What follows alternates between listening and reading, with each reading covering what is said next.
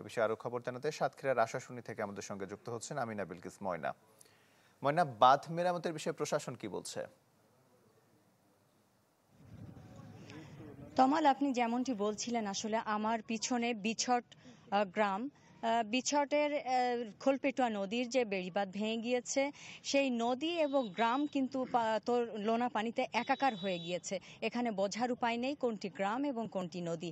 আমার পিছনে অসংখ্য মুরগির খামার এবং শত শত বিঘা মাছের ঘের এবং শত শত বিঘা কৃষি জমি। ধান কিছুদিন পরেই ধান কাটার মৌসুম ছিল।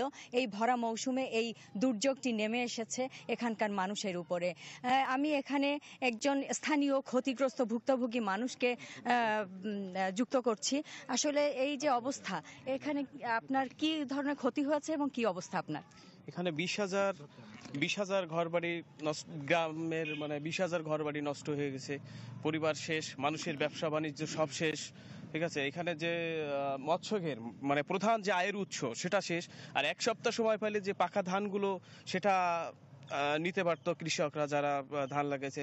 সব মিলাই যে এখন টেকসই ভেড়িবাঁধের বিকল্প নাই।